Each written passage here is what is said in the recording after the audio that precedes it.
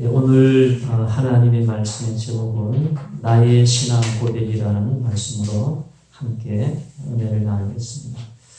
우리는 지난 2시간을 통해서 기도에 대한 말씀을 드렸습니다.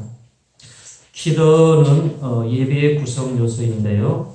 예배의 중요 구성 요소는 신앙 고백이 먼저 있고요. 그 다음에 기도, 말씀, 찬양, 예물, 축도 이 6가지가 예배의 주요 구성 요소이고요. 그 중에 기도가 하나입니다. 기도가 예배의 주요 구성 요소라는 것을 말씀드렸기 때문에 그것만 말씀드리는 게 아니라 기도뿐만이 아니라 최소한도 예배에 있는 기도, 신앙 고백, 말씀 이 3가지에 대해서는 특별히 설교로 말씀을 드리고자 합니다. 그 중에 오늘 특별히 신앙 고백은 예배의 중요 요소 가운데 가장 중요합니다. 그래서 이 예배의 순서에서 보면은 신앙 고백이 가장 윗부분에 이제 자리를 차지합니다.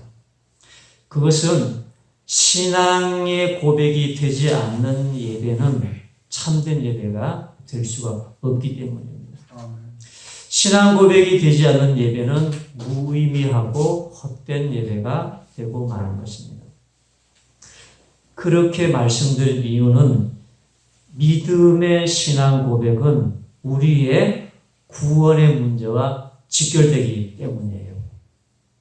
내가 신앙 고백을 확실히 입으로 믿고 입으로 시인하고 고백하는 신앙이 이루어질 때에 내가 그것을 마음으로 믿어서 그것을 내가 고백하는 신앙이 이루어질 때에 이 사람은 구원받을 만한 믿음의 조건을 갖추었다고 할 수가 있는 것입니다. 로마서 10장 9절에 보면은 오늘 말씀이죠.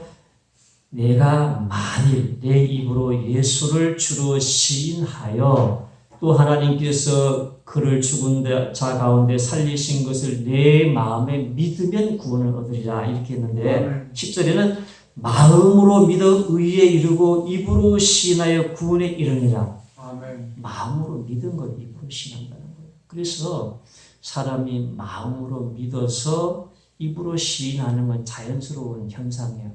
마음으로 믿은 것을 입으로 시인하여서 우리가 구원에 이르는 사람이라고 하는 걸 확증하게 된다는 것입니다. 아멘. 분명한 믿음의 신앙이 되게 되면은 반드시 마음으로 믿으면은요, 마음으로 반드시 믿으면은 반드시 입으로도 시인하게 된다는 겁니다. 아멘.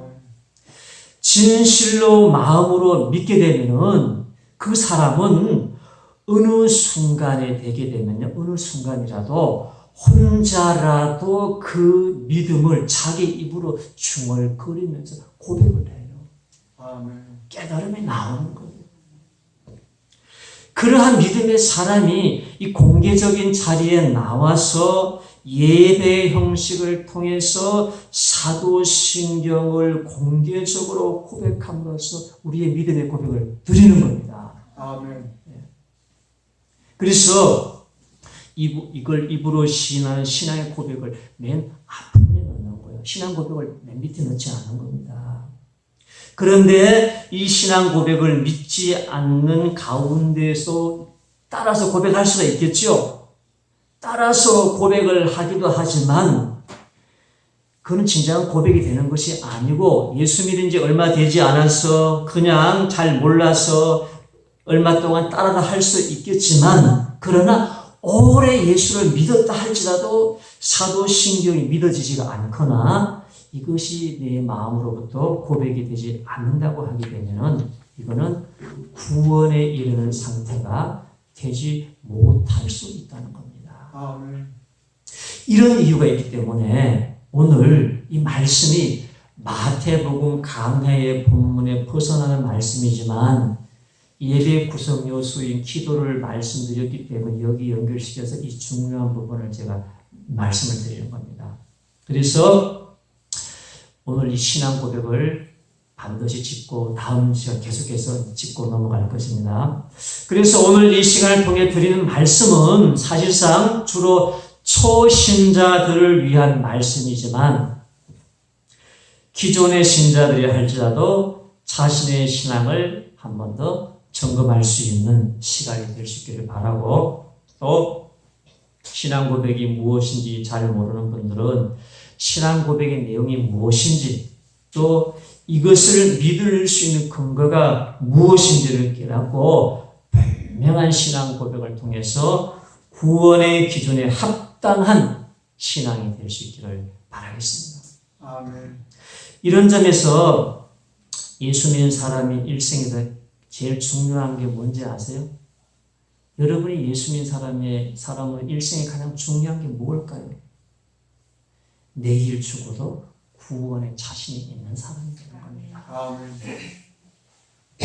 내일 죽음이 온다 할지라도 분명한 신앙의 고백과 믿음과 확신과 고백을 통해서 내가 내일 죽어도 구원에 대한 자신이 있는 것, 이렇게 되게 하는 게 신앙 고백이에요, 여러분. 아멘. 이 중요한, 그래서 여러분들이 이 신앙 고백을 가르치는 거예요. 내일 죽음이 와도 여러분의 신앙이 구원받기에 부끄러움이 없는 당당한 믿음이 되게 하기 위해서 이 신앙 고백을 여러분들에게 다시 한 번 더 가르치고 이 기초적인 말씀을 여러분들에게 전해드리는 겁니다. 아멘. 우리는 이것을 사도신경이라고 하죠. 이것은 사도들이 고백했던 믿음의 경이라는 그런 얘기죠. 사도라고 하는 것은 예수님을 직접 목격했던 사람들, 그리고 예수님으로부터 직접 사명을 받은 이 사람들을 사도라고 해요. 그리고 예수님의 직속 제자죠. 예수님의 제자들의 제자는 뭐죠? 속사도라고 그러는 것이죠. 이 사도신경이라고 하는 것은 예수님의 직속 제자들에게 만들어진 것은 아니고 그 후대의 속사도 시대에 만들어진 것인데, 속사도 시대에 만들어졌지만 이들도 예수님의 제자가 되기 때문에 이름을 사도신경이라고 이렇게 이제 이름을 붙인 것입니다. 그래서 이 사도신경이 이렇게 만들어진 것을 우리가 지금도 우리가 신앙의 고백으로 하고 있는데요. 이 사도신경, 사도들이 만들어진 믿음의 고백의 경이었죠. 근데 우리가 할 때는 우리의 신앙의 고백이죠. 그래서 사도신경 신앙 고백, 이렇게 말하는 우리의 신앙 고백이 되어야 되는 거예요. 아멘. 그 정확한 표현은요, 사도신경이지만 우리의 신앙 고백, 여러분의 신앙 고백이기 때문에 제가 주보에도 다 이걸 그냥 막 쓴 게 아니고 다 생각해서 이거든요. 어떤 데는 사도신경이 쓴 데 있어요. 그 뭐 틀린 말은 아니지만 더 마음에 와닿는 표현은 신앙 고백. 이 예배 시간에 여러분의 신앙의 고백을 드리고 나서, 믿음을 드리고 나서 하나님의 예배를 드리게 되는 겁니다. 이런 점에서 신앙 고백이 이처럼 중요하기 때문에 우리가 이 신앙 고백을 하나하나 살펴보아서 여러분들이 피상적으로 따라하는 경우 있잖아요. 그죠? 전능하다 천지를 만드시는 피상적으로 따라하는 고백이 되면 안 되고, 이 내용들이 정확히 하나하나 믿어지는 가운데에, 아멘이 되는 가운데 여러분들이 이것을 고백해야 하는 것입니다. 아멘. 자, 그래서 내용에 들어가 보게 되면요, 사도신경의 첫 번째 내용이 뭐죠?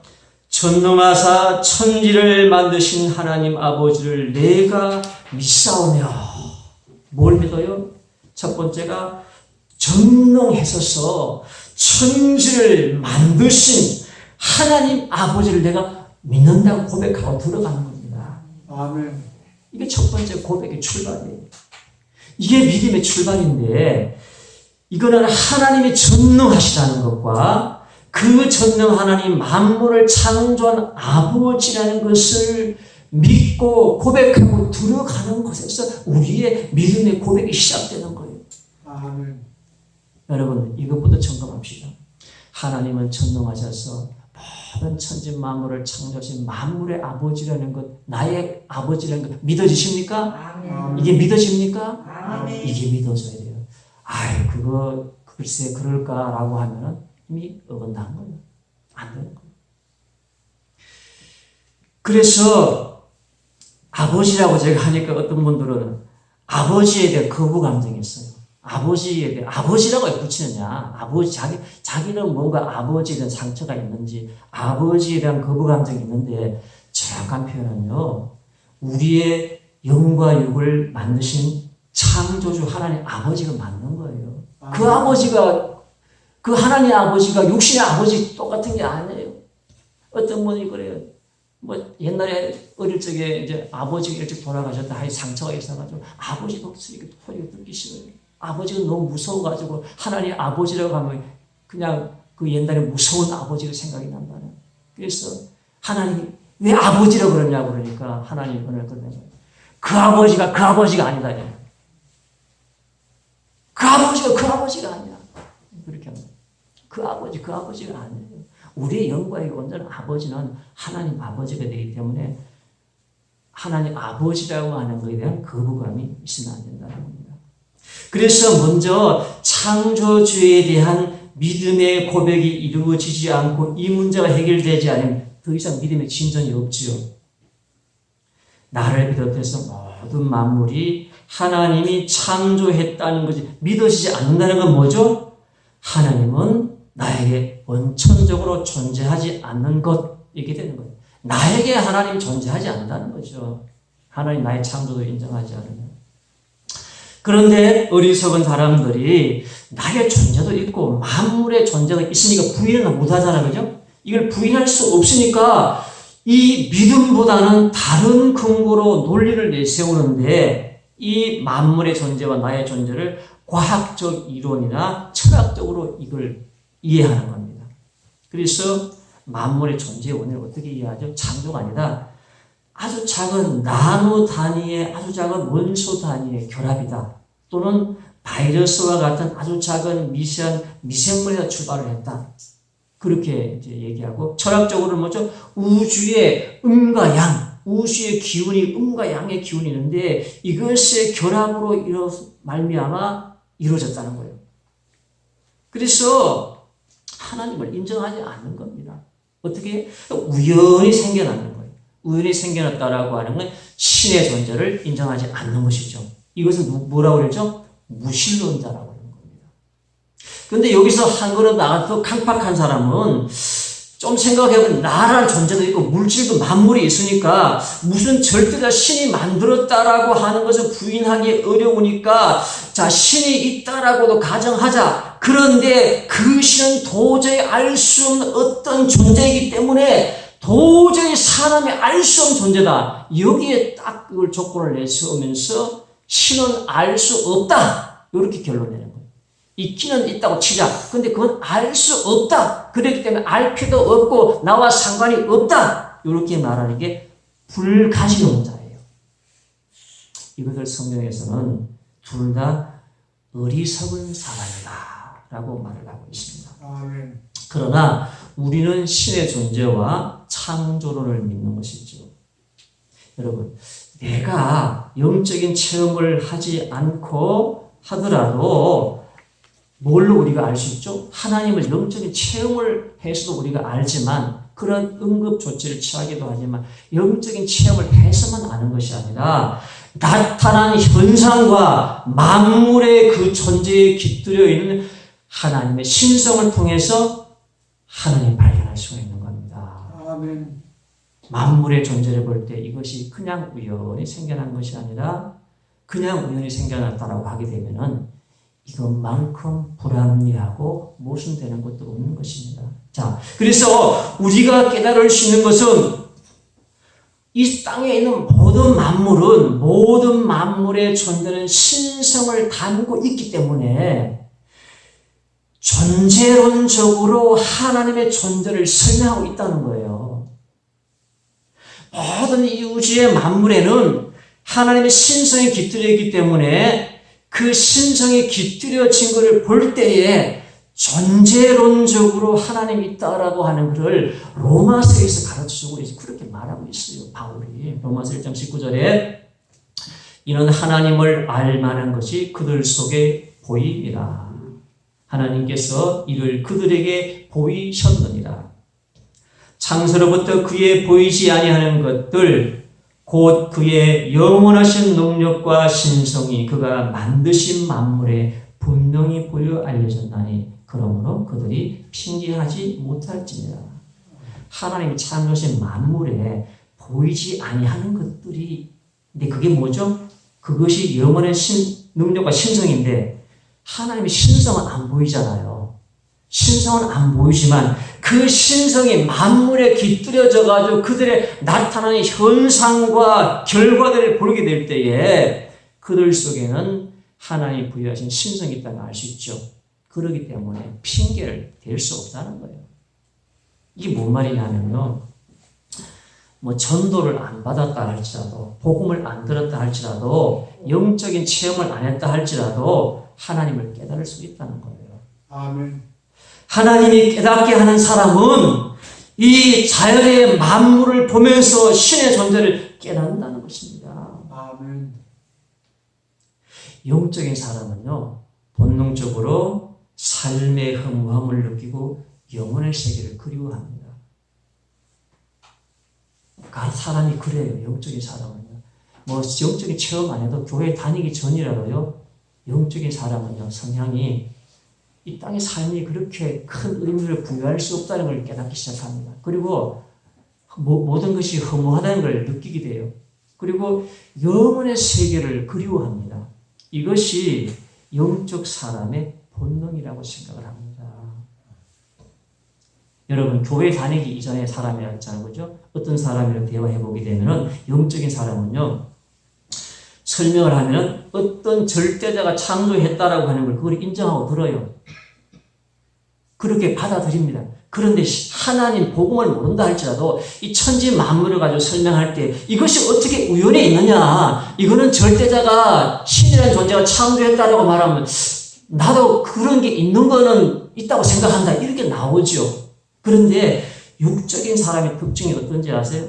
그런 거 관심 없습니다. 뭐라고 해요? 그거는 죽고 난 문제고 그런 거 상관없고 죽고 나는 게 무슨 상관이야? 하면서 돈 얘기, 먹는 얘기, 노는 얘기, 세상 얘기, 땅에 속한 얘기 그거를 좋아해요. 그래서 우리가 영적인 체험하지 않았다 할지라도 하나님의 사랑하는 자 택한 백성들에게는 이 자연 만물을 통해서 자연 만물의 계시를 통해서 그 존재론적 신성에 대해서 깨닫게 하시는데 우리가 몇 가지 예만 들어도 충분히 알 수 있어요. 여러분 이 광대 무한한 이 우주를 여러분 보면서 어떤 생각이 듭니까? 여러분 절대자를 생각하지 않습니까? 이 무한한 광대한 것이 그냥 우연히 생겨났다고 생각하십니까? 절대자가 있기에 이 절대자가 이것을 창조하셨다는 것과 그것을 창조를 통해서 그 절대자가 무한하고 광대 무변한 존재라고 하는 것을 우리가 생각하게 된다는 겁니다. 아멘. 그것을 생각하는 사람과 생각하지 않은 사람의 차이가 있는 거예요. 아이 뭐 그냥 있는 거지 뭐 알 필요도 없고 상관도 없고 관심도 없어 있든지 말든지 내가 그냥 잘 살는데 죽은지 뭐 어떻게는 상관없어. 뭐 천지가 뭐 어떻게 생겼고 하늘이 우주가 뭔 상관이 나고 아무런 관심이 없어요. 그러나 우리는요 하나님의 부름받은 자들은요 복음을 듣기 전이라도 그러한 것을 깨달을 수 있다는 겁니다. 제가 이제 이 창조 하나님의 존재와 영원하신 능력의 존재자 절대자가 하나님이 천지를 창조했다는 그 아버지라는 사실을 우리가 전제하고 이걸 알고 들어가야 되는 게 중요하기 때문에 제가 정확한 설명을 하고 있는 겁니다. 그런 설명을 제가 여러분이 들으니까 이걸 가지고 여러분이 전도할 때도 좀 사용을 하면은 딱 우리가 깨달을 수 있어요. 아 이게 영적인 사람이 아니다. 우리가 이 태양계만 보더라도 이 태양계가 얼마나 이게 크고 정확하게 움직이는지 우리가 몰라요. 여러분, 이 태양계의 시간표가 있죠. 이 태양계의 시간표가 단 1초도 틀림이 없이 시계가 단 1초도 틀림이 없이 돌아가는 것처럼 이 태양계의 시간표가 그렇게 돌아가는 겁니다. 아멘. 정확한 자전과 공전을 창조부터 지금까지 정확한 단 1초의 어금도 없이 자전과 공조를 하면서 돌아가고요. 정확한 축의 기울기가 왔다 각각 함으로 통해 가지고요 계절의 변화가 오고요 일몰과 출몰의 시간이 이루어진다는 것입니다. 아멘. 이것이 어떻게 우연히 이루어지겠습니까? 우리 지구가 있는 이 거대한 은하계 있죠. 이 우주에 엄청나게 많은 은하계가 있는데 우리 지구에 있는 은하계의 모습이 그렇다는 거예요. 태풍의 눈처럼 둥글게 싸잡아 움켜 돌아가는 그런 은하계 가운데 그 은하계 가운데 테두리의 중심에 있어요. 거기에 우리의 태양계가 존재한다는 겁니다.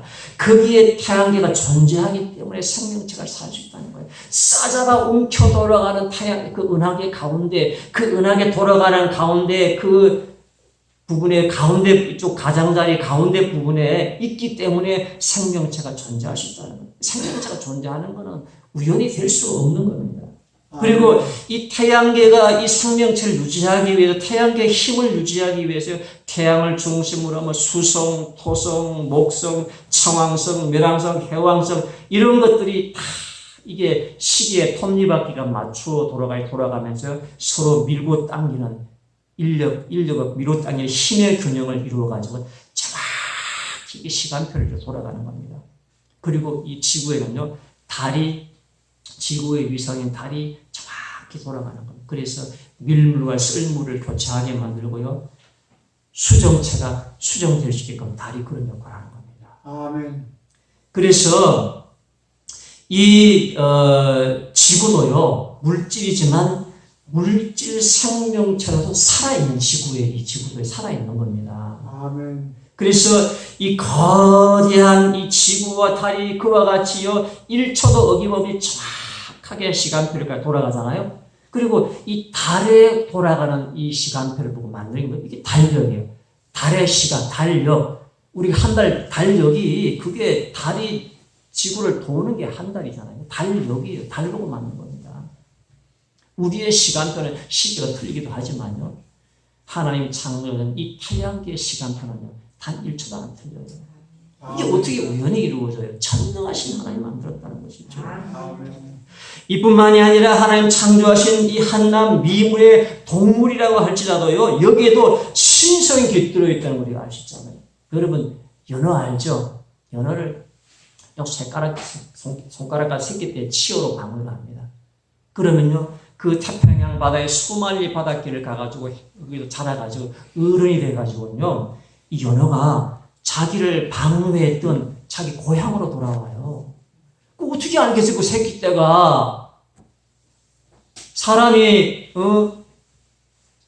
그런 내비게이션 같은 그런 나침판을 뭐 통해서 돌아온 것도 아닌데 요만한 새끼 때 같은 게 그게 어떻게 자기의 고향을 기억하고는 어른이 돼가지고 그 연어가 수만리 바닷길을 헤엄쳐가지고 피부가 벗겨지다가 자기의 본향인 그 치어때 방울에 거기를 찾아온다는 겁니다. 그래서 연어를 바다에서 키워가지고 그게 올라오는 놈을 잡아가지고 한 게 그게 연어예요. 그게 여러분 그 물고기가 어떤 능력이 있길래 그럴까요?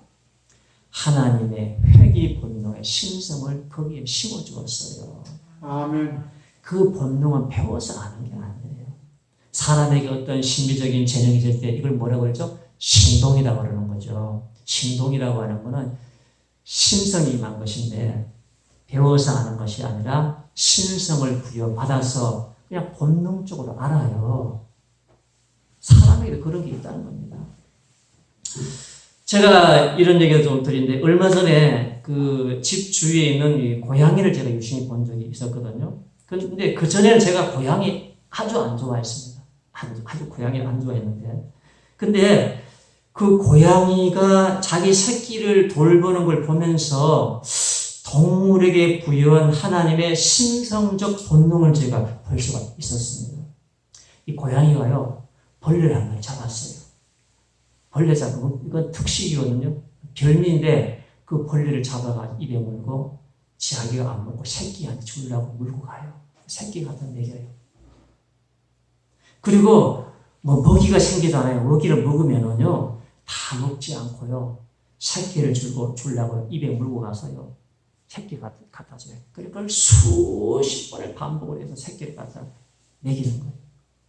한낱 미물이지만 이렇게까지 하는 걸 보면서 동물이라고 자기 새끼를 돌보는 본성을 하나님께서 부여하셨기에 본능으로 그렇게 한다는 우리가 알 수가 있습니다.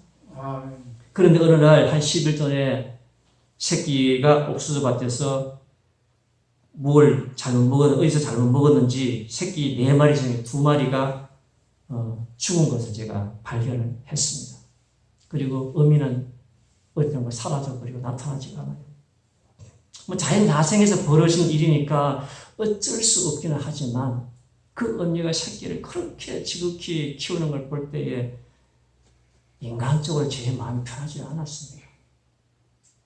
그런데요, 더 참 재밌는 거는 살아남은 새끼가 2마리가 살아남았잖아요.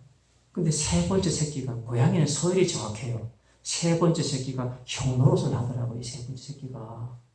어떻게 형노릇을 하는가 하면요, 불쌍해서 먹이를 좀 주면은 3번째 새끼가 먼저 내려와요. 먼저 내려가 탁 망을 보고요, 이 판단을 해가지고 안전하다고 판단이 되었을 때에 뭐 신호를 보내요.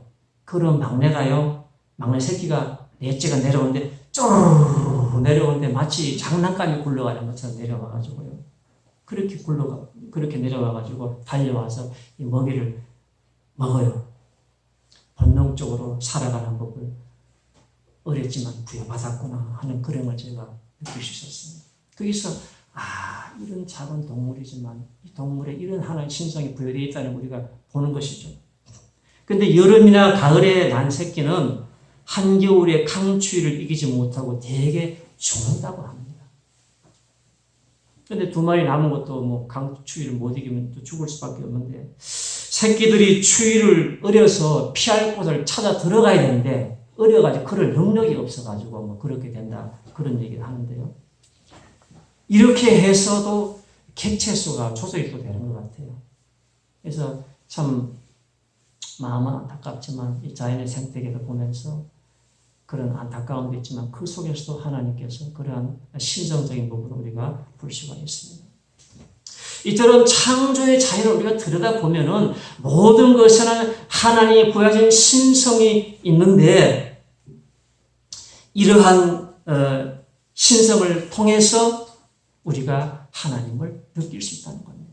그래서 제가 그런 걸 보면서 애완동물을 키우는 사람들의 마음을 제가 이해할 수 있겠더라고요. 그런 걸 보면서 이들 속에서 그런 걸 발견하게 될 때에 이 동물이지만 함부로 하지 않는구나 하는 걸 제가 보면서 그래서 동물 키우고 애완견 키우는 사람들의 마음도 이해할 수가 있었습니다. 그래서 우리가 이걸 자세히 들여다보게 되면요, 자연 만물을 만들어 놓은 것 중에 하나님께서 이 만들어 놓은 것 중에 두드러진 것이 하나가 있더라고요. 그것이 바로 하나님의 형상인 사랑의 신성이라는 것을 우리가 발견할 수가 있습니다. 하나님은요, 처음에 창조는요, 다 사랑스럽게 창조하셨습니다. 죄악으로 오염돼서 그렇죠. 그래서 이 세상을 원래 운영하는 하나의 원리는 사랑이라는 것인데 그 사랑이 우리 사람에게 가장 지극한 거예요. 하나님께서. 아멘. 하나님이 사람이 있어서 이 사랑의 표현을 비록 인류가 부패와 타락했지만 얼마나 남달리 지극하신지 그 지극한 것을 로마서 5장 8절에 이렇게 얘기했더라고요. 우리가 아직 죄인 되었을 때에 그리스도께서 우리를 위하여 죽으심으로 하나님께서 우리에 대한 자기의 사랑을 확정하셨느니라. 아멘. 사람들이 그러잖아요. 나 같은 죄인을 사랑하실까? 나 같은 죄인을 좋아하실까? 그런데 뭐라고 하죠? 우리가 아직 죄인 되었을 때에 그때에 우리를 사랑하셔서 우리를 위해 죽으시고 자기의 사랑을 확정하셨노라고 바울이 고백을 하고 있는 거예요. 아멘. 죄인 되었다라고 나를 미워하고 하는 것이 아니라 죄인 되었을 때부터 우리를 사랑하셔서 우리 위해 죽으셔서 그 사랑을 다 보여주셨는데 사람들이 완악하고 강팍해서 그것을 멀리하는 겁니다. 이토록 우리가 만물에서 하나님의 신성을 발견할 수 있잖아요. 그런데 왜 사람들은 이것을 발견하지 못하고 깨닫지 못할까요? 그렇게 똑똑하고 공부 많이 했다는 사람이 왜 발견하지 못할까요? 그 이유가 첫째로는요, 사람들이 죄로 말미암아 영의 눈이 어두워졌기 때문이에요. 아멘. 두 번째로는 이렇게 깨닫는 것도 하나님의 은혜가 와야 깨닫기 때문에 그래요. 아멘.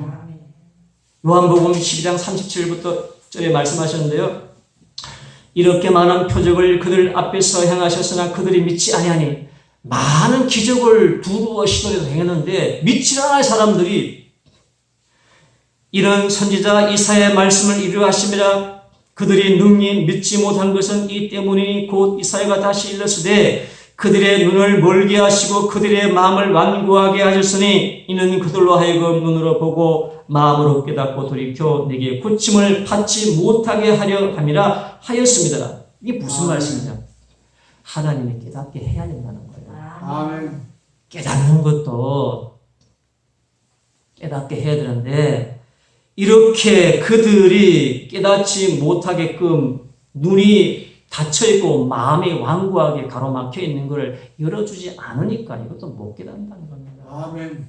그래서 우리가 이것을 보면서 하나님의 신성을 보면서 깨닫는 사람이 되는 거는요, 우리의 영의 눈이 원래는 어두웠는데 하나님의 은혜로 우리를 택하고 부르셨기에 깨닫게 해주시는 겁니다. 우리는 원래 영의 눈이 어두워요. 어두웠는데 하나님 말씀을 통해서 우리의 영의 눈을 밝혀주어서 아는 것이지 우리가 똑똑해서 아는 것이 아니라는 것입니다. 아멘. 그래서 우리가 하나님 믿게 된 것은요, 다 내가 믿는 것 같지만 믿을 수 있는 깨달음과 믿음의 마음도 누가요? 하나님이 주셨다라고 하는 걸 알 수가 있는 겁니다. 아멘. 그래서 우리의 고백은 모든 것이 하나님의 은혜다라고 말을 하는 것입니다. 아멘. 이러한 은혜를 받은 자를 우리가 뭐라 그러죠? 하나님의 택한 백성이라고 말을 하는 겁니다. 그리고 여러분 이 자리에 앉아 있잖아요. 이 자리에 앉아 있는 것이 이게 기적 같은 일이에요. 이것이 우연히 된 것이 아니라 이것이 하나님의 은혜인 것입니다. 아멘. 그래서 이 은혜에 대한 감사의 마음이 항상 있어야 한다는 것입니다. 아멘. 두 번째로 우리가 말씀드려야 될 것은 그 외아들 예수 그리스도를 믿사오니 이 부분인데 이 부분까지 오늘 다 함께 시간이 안 되겠어 제가 간략하게 줄거리 말씀드리고 다음 시간에 연결해서 말씀드려야 되는데요. 그 외아들 우리 주 예수 그리스도를 믿는다라고 하는 것은 예수님에 대한 정체성에 대한 믿음이고요. 두 번째로는 이루어진 행적에 대한 믿음이 되는 것인데요. 이것만 제가 줄거리 말씀드리고 결론 내고 다음 시간에 제가 말씀드리겠습니다. 예수님의 정체성에 대한 믿음과 고백은 외아들 우리 주 예수 그리스도입니다. 아멘. 첫째는 외아들이라는 고백이고 둘째는 우리 주라는 고백이 되어야 되고 셋째로는 예수 그리스도라는 고백이 되어야 되는 것이고요. 그 다음에 행적에 대한 믿음이 고백이 되어야 되는데요. 첫째는 예수는 성령으로 잉태하여 동정녀 마리아에게 나셨다. 아멘. 두 번째 본디오 빌라도에게 고난을 받으사 십자가에 못 박혀 죽으셨다. 아멘. 셋째로는 장사한 지 사흘 만에 죽은 자 가운데 다시 살아나셨다. 넷째는 하늘에 오르사 전능하신 하나님 우편에 앉아 계신다. 아멘. 다섯째는 저리로서 산자와 죽은 자를 심판하러 오신다. 아멘. 요게 예수님에 대한 고백인데요. 신앙 고백은요, 성부, 성자, 성령에 대한 고백이에요. 아멘. 요 고백으로 이루어진 것이 이게 사도신경 우리 신앙 고백이라는 것입니다. 이제 결론으로 말씀을 맺고 다음 시간에 말씀드리고자 합니다. 우리가 매주일 드리는 이 예배가 헛되지 않은 것은요, 분명한 신앙의 고백이 있기 때문입니다. 아멘. 믿음의 고백이 이루어지지 않으면 헛된 예배가 될 수 있습니다. 그래서 이 신앙 고백만큼은 분명히 믿어져야 하고 마음속 깊은 곳으로부터 아멘으로 고백이 되어져야 합니다. 아멘. 그런 사람이는 뭐죠? 구원받을 사람이라고 말할 수 있습니다. 아멘.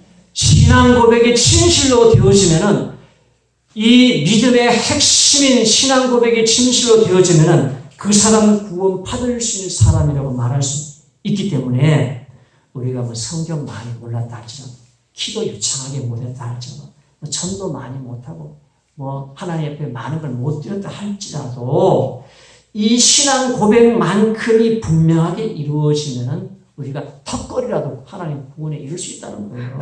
아멘. 그런데 이 신앙 고백이 이루어지지 않고 평생 교회를 다녀도 뭐 기도도 유창하게 했고 뭐 봉사도 했고 뭘 많이 했다 할지라도 이 분명한 신앙 고백이 안 이루어지면 정작 자신은 구원받을 만한 믿음이 없는 상태에 이르게 되기 때문에 제가 이것을 간곡히 말씀을 드리는 것입니다. 아멘. 로마서 10장 17절에 이렇게 말하죠. 믿음은 들음에서 나며 들음은 그리스도의 말씀으로 말미암아. 아멘. 믿음이 들음에서 나는데 그 핵심력이 그리스도의 말씀이라는 거예요. 그래서 사도신경에 가장 많은 비중이 그리스도에 대한 겁니다.